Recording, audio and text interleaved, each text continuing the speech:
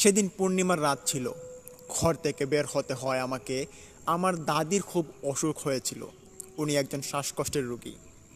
শ্বাসকষ্টের রোগী হওয়ার সুবাদে যখন তখন ওনার ইনহেলারের প্রয়োজন হতো। তো সেদিনও একটি রাত চলে আসে, আমি ঘুমাচ্ছিলাম এবং আমার সাথে আমার ভাই ঘুমাচ্ছিল। সে আমার থেকে ছোট। হঠাৎই শুনতে পাই দাদুর ঘর থেকে চিৎকার ভেসে আসছে এবং মনে হচ্ছে উনি চিৎকার করতে পারছেন না। শুনেই বুঝতে পারলাম দাদু হয়তো কোনো রকম বিপদে পড়েছেন। ঘর থেকে দৌড় দিয়ে বের হলাম। তখনই ঘড়ির দিকে আমার চোখ যায়, তখনই দেখতে পারি রাত 1টার উপরে বাজে। তখনই দাদুর ঘরে যাই এবং দাদুকে প্রচণ্ড পরিমাণে ডাকাডাকি করি, কিন্তু ফলপ্রসূ দাদু কোনো রকমের উত্তর দিতে পারছেন না এবং শুনতে পাচ্ছি শুধু না ওনার শ্বাসকষ্টের একটি শব্দ আমার কানে ভেসে আসছে। এদিকে আমার ঘরে আমাদের মা বাবা যারা ছিল তারা সবাই বেড়াতে গিয়েছিল আমাদের একটি আন্টিদের বাসায়, যার সুবাদে আমার ভাই এবং আমি ছিলাম শুধু বাড়িতে এবং আমার দাদি ছিল অন্য একটি রুমে। তো বাড়িতে কিন্তু কেউই ছিল না। তখন দাদির দরজাটা আমি ভেঙে ফেলি। ভেঙে ফেলার পর দাদুর ঘরে যখন আমি ঢুকি, তখনই দেখতে পারি দাদু ইনহেলারের জন্য তিনি গড়াগড়ি খেলছেন বিছানার মধ্যে। দেখে বেশ ভয় লাগলো আমার কাছে। আমি দাদুর এরকম শ্বাসকষ্টর রোগ যখন উঠতো তখন আমি দাদুর সঙ্গে দাদুর কাছে আমি যেতাম না। আমি দূর থেকে দেখতাম এবং আমার মা এবং আমার বাবা ওনারা ওনাকে সেবা করতেন। তখন দাদু হঠাৎ করে হাঁপাতে হাঁপাতে বলছেন যে, ভাই আমার আমার ইনহেলারটা খুঁজে পাচ্ছি না, মনে হয় ওদের বাসায় যাওয়ার সময় কোথাও পড়ে গিয়েছে, তাড়াতাড়ি একটা ইনহেলার কিনে নিয়ে আয়, তাড়াতাড়ি যা, না হলে মরে যাব। দাদুর এরকম কথা শুনে আমার প্রচণ্ড ভয় লাগে এবং ভাবলাম যে আর দেরি করা যাবে না, তাড়াতাড়ি আমাদের নবীনগর থানায় চলে যাই। ওখানে যেতে প্রায় 10-15 মিনিট সময় লাগবে। বাড়িতে একটা সাইকেলও ছিল। তখন ভাবলাম যে সাইকেলটা নিয়ে নবীনগর থানায় চলে যাব এবং ওখান থেকেই একটি ইনহেলার কিনে নিয়ে আসব। ছোটো ভাইকে ভাবলাম ডাক দেব, কিন্তু সে ছোট, কালকে সকালবেলা স্কুলে যাবে, যার কারণে তাকে আমি ডাক দিইনি। ঘর থেকে সাইকেলটা বের করে নিয়ে মনে বুক ভরা সাহস নিয়ে ঘর থেকে বের হয়ে পড়ি।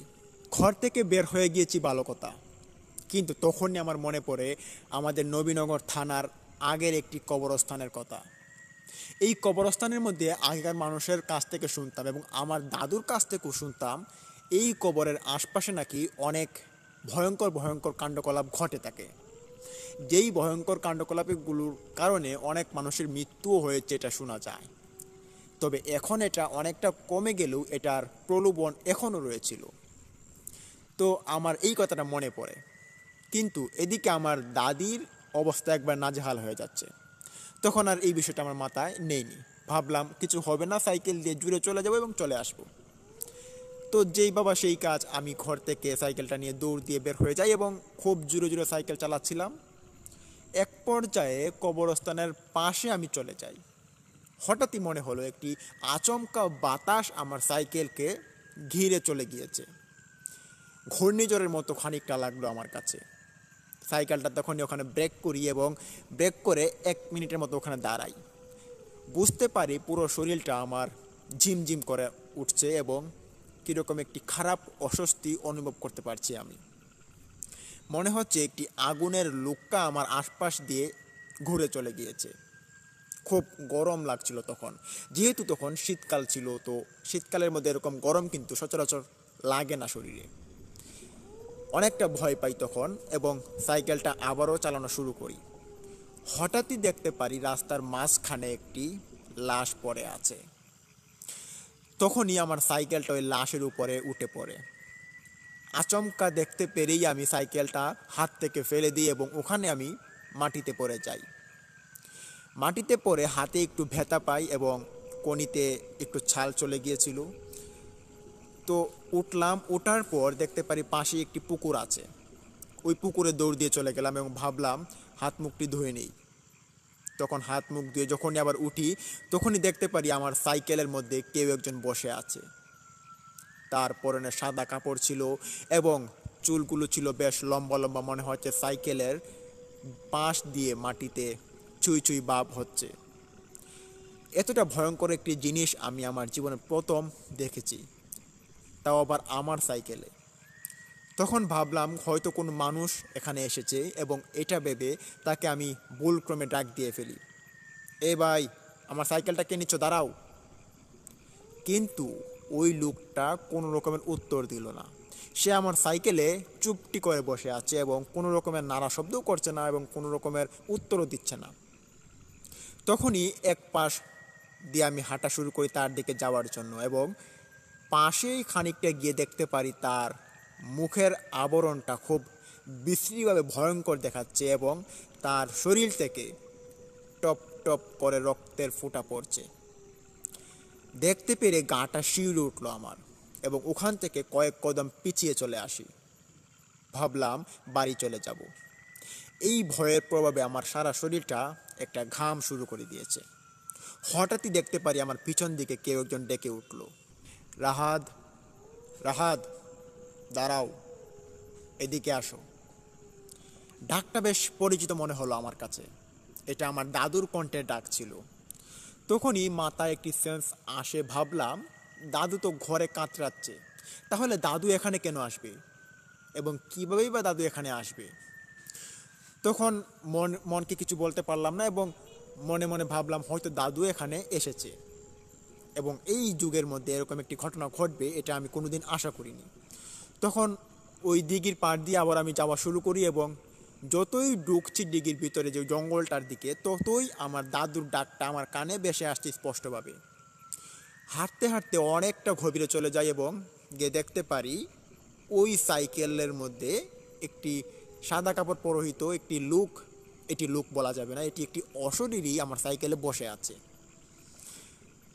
ওখানে যে সাইকেলটা আমি দেখেছি সেই সাইকেলটা এখানে আবার কি করে আসলো, চিন্তায় ঘুরপাক খাচ্ছে আমার মাথা। তখনই দেখতে পারি আমার দাদুর চিৎকারের আওয়াজটা, দাদুর আর্তনাদের আওয়াজ আরও জোর ক্রমে আমার কানে ভেসে আসছে। তখন দাদু দাদু বলতে বলতে আমি এক দৌড় দিই একটি বাড়ির দিকে। এখানে একটি বাড়ি আছে, যেই বাড়িটি শূন্যহীন, মানুষ থাকে না ওখানে। বাড়িটা অনেক বছর আগে থেকে এটা তৈরি করা ছিল, একটি পাথরের বাড়ি ছিল। এই বাড়ির ভিতরে আমি চলে যাই এবং ভাবলাম দাদু হয়তো এই বাড়ির ভিতরে আছে। বাড়ির ভিতরে যখনই আমি প্রবেশ করি তখনই আমি দেখতে পারি বাড়ির বাহিরে যে একটা দরজা ছিল সেই দরজাটা আপনা আপনি করে লেগে গিয়েছে। মনে হচ্ছে কোনো মানুষ বা কোনো রকমের অস্তিত্ব এখানে এসেছে এবং এটা লাগিয়ে দিয়েছে। তখন ভয়ে ভয়ে এই ভিলা থেকে বের হতে চাই আমি। তখনই হাঁটা শুরু করি আবারও ওই দরজার উদ্দেশ্যে, কিন্তু না, দরজাতে আমি যতই টানাটানি করছি ততই দরজাটা আরও শক্ত হয়ে যাচ্ছে। এক পর্যায়ে দেখা যাচ্ছে দরজাটা 1 ইঞ্চি নাড়ানোর মতো ক্ষমতাও আমার নেই, এটা অনেক শক্ত হয়ে গিয়েছে। তখন অসহায়ের মতো এখানে বসে পড়লাম এবং কান্না শুরু করে দিই। কান্না করতে করতে অনেক সময় চলে যায়, প্রায় 2 ঘন্টা।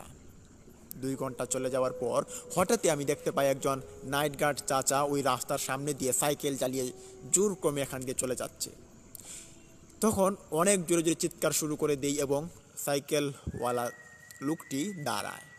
দাঁড়িয়ে এসে আমার নিকট আসে, এসে বলে যে, বাতিজা তুমি এখানে কেন? বললাম যে, চাচা আমি এখানে খুব বিপদে পড়েছি, আপনি এই দরজাটা খুলুন।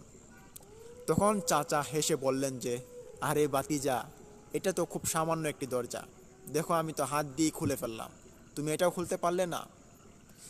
চাচার খোলা দেখে আমি খুব ভয় পাই এবং আর কিছু বলতে পারি না। বললাম যে, আচ্ছা চাচা আমাকে একটু আপনি বাড়িতে দিয়ে আসেন, আমার খুব ভয় লাগছে। তখন চাচা তিনি বললেন যে, আমার সাইকেলে উঠো। এই বলে ওনার সাইকেলের পেছনে আমাকে নিয়ে নিলেন এবং তিনি সাইকেল চালাচ্ছেন। হঠাৎই দেখতে পারি চাচার পরনে যে শার্টটা ছিল ওইটা থেকে রক্তের বন্যা বয়ে যাচ্ছে। অনেকটা ভয় লাগে এবং শরীরে চাচার হাত দিয়ে ফেলি। হাত দিয়ে দেখতে পারি চাচার শরীরে কোনো রকমের মাংসের কোনো প্রভাব নেই, শুধু হাড্ডি দিয়ে ডেকে দেওয়া চাচার শরীর এবং একটা শার্ট উপরে দিয়ে পরে আছেন তিনি। অনেকটা ভয়ের প্রভাবে আমি সাইকেল থেকে ওখানে কাঁপতে কাঁপতে পড়ে যাই।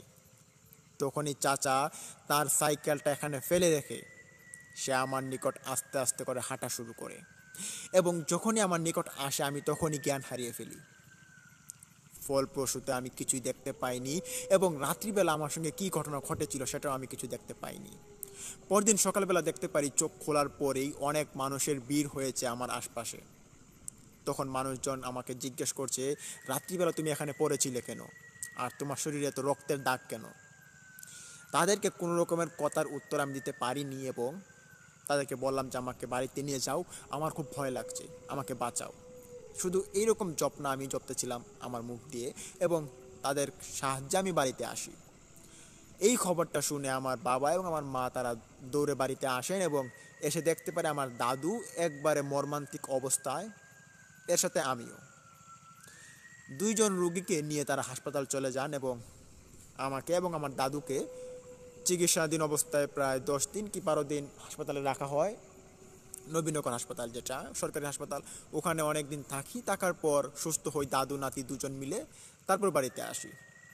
এরপর থেকে ওই রাস্তা দিয়ে আমি রাত্রিবেলা দূরে থাকি, দিনের বেলা ওদিকে আমি যাই না, এবং মানুষকেও আমি এই রাস্তা দিয়ে যেতে মানা করি। তো লিসেনার, এই ছিল ঘটনাটি কেমন লাগলো? ভালো লাগলে ভিডিওতে লাইক দিন, কমেন্ট করুন, শেয়ার করে বন্ধুদের মাঝে ছড়িয়ে দিন, এবং অবশ্যই আমাদের এই ইউটিউব চ্যানেলটিকে সাবস্ক্রাইব করুন এবং পাশে থাকা বেল আইকনটি অন করুন। লিসেনার্স, কাল আপনাদের মাঝে আরও একটি নতুন ঘটনা আমরা নিয়ে আসবো এবং এই ঘটনাটি আপনাদের অনেকটা ভালো লাগবে। ততক্ষণ সবাই ভালো থাকুন, সুস্থ থাকুন এবং সাথেই থাকুন আমাদের BHW ইমিউনি স্টোরির সাথে। আসসালামু আলাইকুম।